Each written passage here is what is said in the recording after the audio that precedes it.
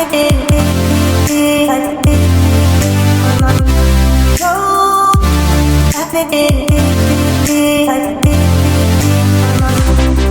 has the biggest penis? Hulk, Thor, or Thanos? How many irons would an Iron Man iron if an Iron Man could man irons? Cable versus Abomination. Do you prefer spiders or men? Tommy Beckhold stole my heart. Hello, I've done it wrong already. Hello and welcome to another edition of Marvel Matters, the channel that discusses things about Marvel that matter and the things that don't matter because we're losers. Today I'm doing another pitch off, except I've managed to swap out that guy Ash, and instead I've brought on all the way from the USA. It is my friend James. James, how you doing? I'm doing good, other than I just got called a loser in your intro. I mean, we're all losers here, and it's okay as long as we accept it emotionally and in our hearts. So, but I'm assuming you've seen the shows. Surely Yeah. shows, yeah? Because everyone should be watching these. Everyone, if you're watching this, don't walk away. You need to watch the whole thing. Like, just because I can imagine everyone's just going, oh no, let's get rid of that guy with hat and piercing glasses, bloody 4 eyes, isn't he? But no, yeah. So today we're going to be pitching 2 Disney Plus shows instead of going down the films that we've done so far. We're going to be doing Disney Plus shows, and so James, all the way from the USA, I'm going to let you start. Okay. So I might need to explain some comic continuity. I'm not sure how much people are into it, but my idea was an Incredible Hulk-based show with Joe Fixit, the Gray Hulk, and it's like an inverse of Breaking Bad. So, in Breaking Bad, the guy, he starts as a teacher and he becomes this drug dealer and all this stuff happens. So the thing with Joe Fixit is he's an enforcer in LA for the mob, and my idea is it's like Breaking Good, where we see him be this tough guy who, over the course of the show, finds his humanity and becomes a kinder-hearted individual and things like that. That's actually a pretty mad idea. That's actually pretty sick. Thank you. Wow, yeah. I've never heard anyone pitch anything similar to it as well. Like, a lot of the time when you hear a pitch, a lot of the time it's like, oh yeah, because I've heard this might be happening or that might be happening, but actually this is like a completely fresh idea. Yeah. Man, the Grey Hulk as well. Like, he's definitely one of the OGs. Like, yeah, big fan of Grey Hulk. Obviously, that also does fit in with everything that they're doing right now. Like, they've got She-Hulk coming in. Apparently, Thaddeus Ross will end up being the Red Hulk in the MCU. So, continuing that theme, that'd be really cool. Would you want at some point down the line in the show, or possibly after that, to have Hulk interaction with Hulks? I think that could work. I think a lot of the times crossovers can bog down a series, especially like a Marvel series if you read the comics, but fan service is fan service, and if you want to pull in the big bucks, I mean, you could have a special or an end of thing where it's like, so I think there's the potential for it, but I don't think it would be like a major event like we've seen in the movies or comics. Yeah. I would definitely be up for having a Red Hulk versus Grey Hulk versus Green Hulk versus She-Hulk, like a 4-way fight going on. Probably Green Hulk and She-Hulk, because obviously they're cousins. Probably, like, obviously Bruce Banner and Jennifer Waters. It'd probably be quite cool to have them 2 against the other 2 as well. That'd be quite cool. Yeah, that'd be interesting. The Grey Hulk version of the Hulk is always interesting because he's a strong guy, but he can't like just brute force everything. So he's got to be like thinking a bit, he's not a genius or anything, but there's this great part in the comics where the Thing, he gets him into the water and he drowns him to win a fight. I just feel like Grey Hulk is pretty much the marine version of a Hulk. I don't even have too many questions about that. That's a really good pitch. I'm quite upset because now I've got to follow that. Why did I let you go first? Damn it.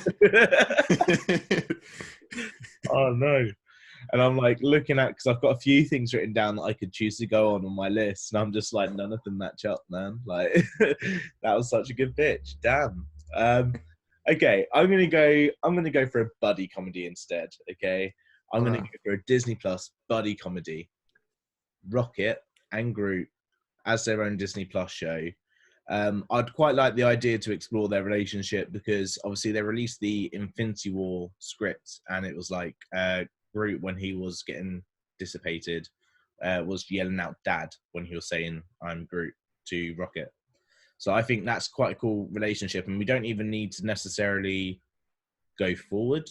We can go forward, but we could also go back a little bit, maybe start a bit earlier, show some earlier scenes. Then that's like before Endgame or Infinity War. Then this is after.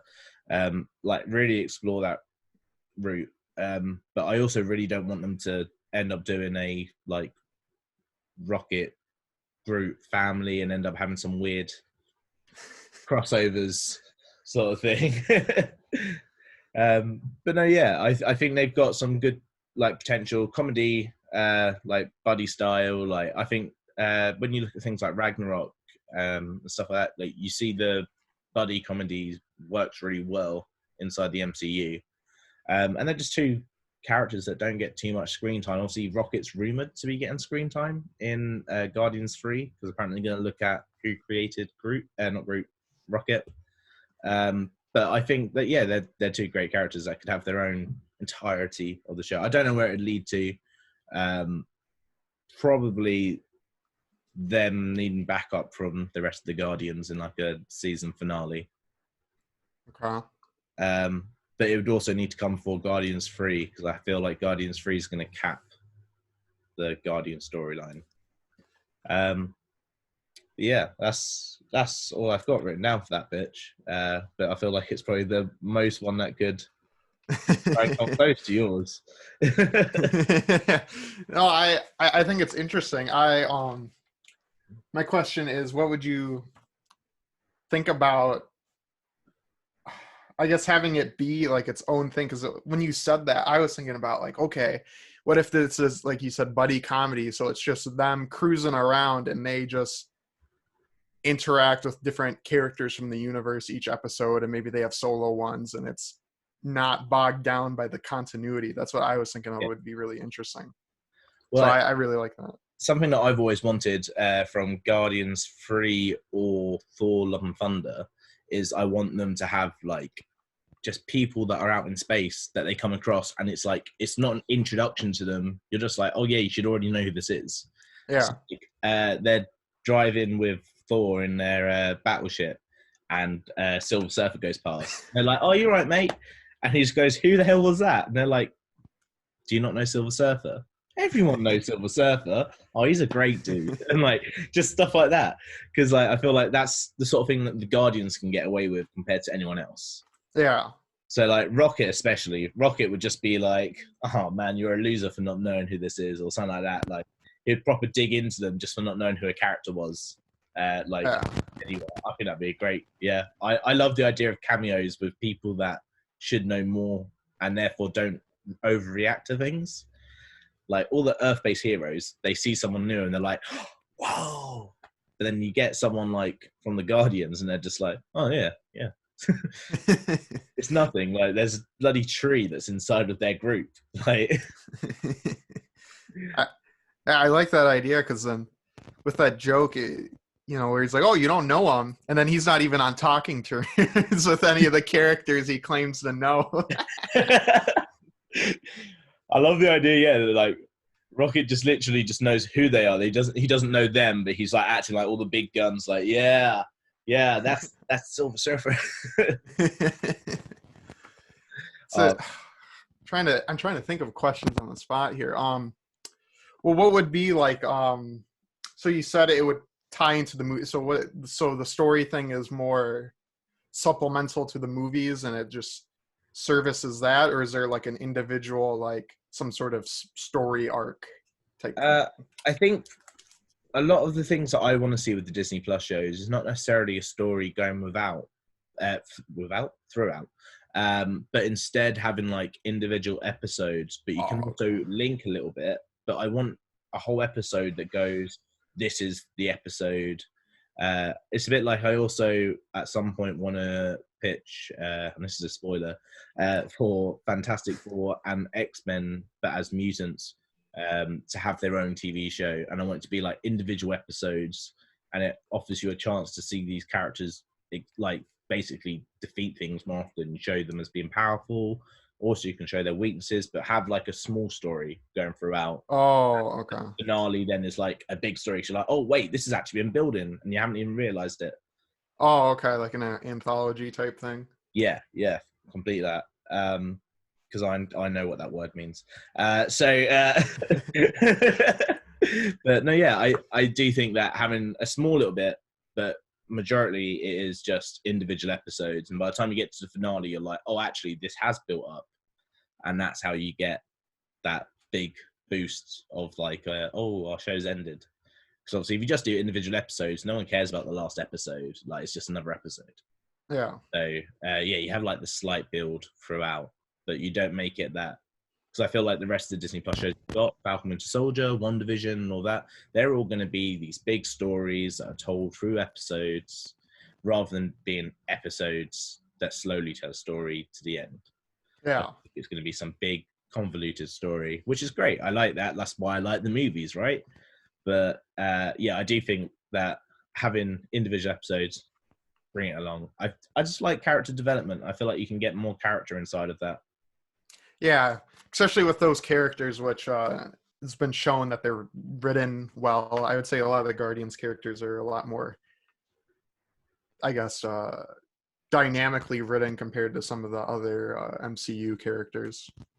Completely. Like, I feel like the Guardians have so much more about them without them even needing to have done anything. And you're like more invested. And that's top props to James Gunn. Like, that's fully on him. Like, he has made these characters into something where the little subtle nuances that he does makes you go, oh, I don't actually know too much about this character, but I do really care and I want to know more about this character without having to give them too much. I think that's really cool. I don't know, how you described it is interesting, because it made me think of, I wonder what you think of this, is that it almost feels like it would be like a sitcom format with characters you wouldn't expect to be in a sitcom. And I know there's other shows they have planned that are going to be like that, but that's kind of what I was thinking. I definitely want to see at some point, though, like a Drax cameo. But I also really want to have at some point with Drax inside this series, and this is one little part of the pitch that's like deep in my heart, okay? There's no one there, and then they hear Drax. And they're like, what? And he's like, oh, hang on, let me move. And he moves, and he actually can be invisible when he stands completely still. Like, finally pay off the fact that he says that he can do that, and he's just never been still enough to do it, and now he can do it. I think that'd be a great little ender. And if that's not in this, then put that in Guardians 3 before you get rid of the team. Because James Gunn's already said, obviously, Guardians 3 will probably be the end of that team, and he'll get a new team for Guardians 4. So yeah, if you're gonna get rid of Drax, at least let him be invisible when he stands still once. Oh man, I love the Guardians. I'm not even a massive Guardians film fan. I just love the Guardians. Like, yeah, I love the films, don't get me wrong, but like, give me Thor Ragnarok over any Guardians film any day. But man, I like the characters still. Go on. Well, yeah, they play off of each other well, and those movies are there's still like plot that happens, but those movies are a lot more, like you said, like character development and character driven compared to like I don't know, Iron Man. Like the Iron Man movies, the plot very much happens to Tony Stark and he goes through a journey. But these movies, they lend themselves to banter and that type of thing more. And plus, these movies are like filled with Easter eggs, and we all like Easter egg. So we've got Rocket and Groot on one hand, we've got Grey Hulk on the other hand, I like your title, so I'm gonna, when I put this up, I'm actually gonna call it by the title Breaking Good, and then bracket Grey Hulk. So we've got Breaking Good, Grey Hulk. We've got Rocket and Groot. Both those pitches, I feel like you've got a lot more in your pitch of like actual story development as you go through, which is quite cool. As you go through that, yeah, these are two pitches. Your pitch is much better than mine, in my opinion. When I vote on the video, I will vote for yours over mine. But maybe you preferred my pitch, and if you did, thanks, but I didn't. But yeah, so make sure to vote in the poll down below. Thank you once again to my American friend James here for coming along and teaching me about Grey Hulk a lot more than I already knew. And yeah, this is Marvel Matters. Don't forget to like, share, subscribe, comment. It's probably one that I'm missing. Hit that bell, slam that bell. That's the one. You got to press the bell. Have I got anything that will make a ting noise on? There you go. If I move over here, because it gets rid of my finger otherwise, I can ting on fours. There you go. Meow meow. As a tinged for the bell. I'm not going to add the ting noise either, so it'll just look pretty weird. My favourite thing is just parts of the video that really we should have cut like this, but I'm not gonna. I'm just gonna leave it up there and people can watch it. It's great. But yeah, make sure to vote for your favourite on the poll at the end of the video, and make sure to find us on social media. Actually, yeah, I've actually been posting on the Instagram recently, so yeah. Make sure to go and find us on social media. Marvel Matters 20, Marvel Matters 2020, depending on how many characters they let us use, because sometimes they cap us at a certain amount of characters, and it makes me sad. But yeah, it's been a great show. Make sure to vote, like I said, and I need an outro, and so I'm gonna send us all the way back to the USA and go, James, out of nowhere, no briefing for this. Give me an outro. An outro? Yeah. Well, I just destroyed this guy in this pitch, so I mean, out of good faith, I think we should end it before it gets a little out of hand here. That's brilliant, and we'll see you next time.